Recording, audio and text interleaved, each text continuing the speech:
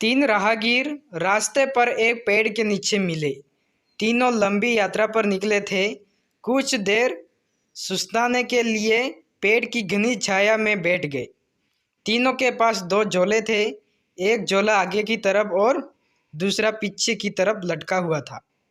तीनों एक साथ बैठे और यहाँ वहाँ की बातें करने लगे, जैसे कौन कहाँ से आया, कहाँ जाना है, कितनी दूरी है, घर में कौन कौन है। ऐसे कई सवाल जो अजनबी एक दूसरे के बारे में जानना चाहते थे। तीनों यात्री कद काठी में समान थे, पर सबके चेहरे के भाव अलग अलग थे। एक बहुत थका निराश लग रहा था, जैसे सफ़र में उसे बोझिल बना दिया हो। दूसरा थका हुआ था पर बोझिल नहीं लग रहा था, और तीसरा अत्यंत आनंद में था। एक दूर बैठे महात्मा इन्हें देख मुस्कुरा रहा था। तभी तीनों की नज़र महात्मा पर पड़ी और उनके पास जाकर तीनों ने सवाल किया कि वे मुस्कुरा क्यों रहे हैं।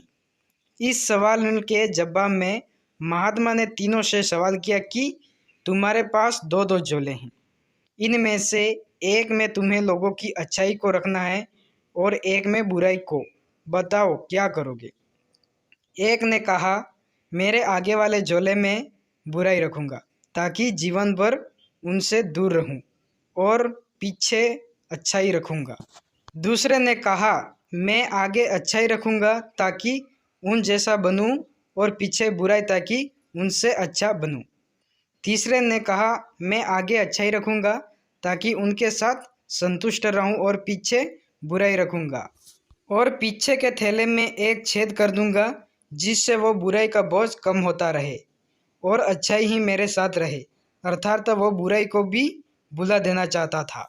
यह सुनकर महात्मा ने कहा, पहला जो सफ़र में थक कर निराश दिख रहा है, जिसने कहा कि वो बुराई सामने रखेगा, वो इस यात्रा के भांति जीवन में थक गया है, क्योंकि उसकी सोच नकारात्मक है, उसके लिए जीवन कठिन है।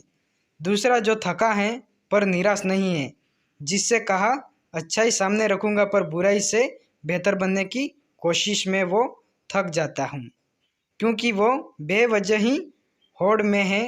तीसरा जिसने कहा वो अच्छाई आगे रखता है और बुराई को पीछे रख उसे भुला देना चाहता है, वो संतुष्ट है और जीवन का आनंद ले रहा है। इसी तरह वो जीवन यात्रा में खुश हैं। जीवन में जब तक व्यक्ति दूसरों में बुराई को ढूंढेगा, वो खुश नहीं रह सकता। जीवन भी एक यात्रा है जिसमें सकारात्मक सोच जीवन को खुशहाल बनाती है। जीवन में क्रोध सबसे बड़ा बोझ है और अक्षमता सबसे सुंदर और सरल रास्ता जो जीवन को बोझहीन बनाता है। उम्मीद करता हूँ दोस्तों आज की कहानी पसंद आई होगी। अगर पसंद आई हो तो वीडियो को लाइक कर देना। ऐसी ही और कहानी देखने के लिए चैनल को सब्सक्राइब जरूर करें। आज की कहानी देखने के लिए बहुत बहुत धन्यवाद।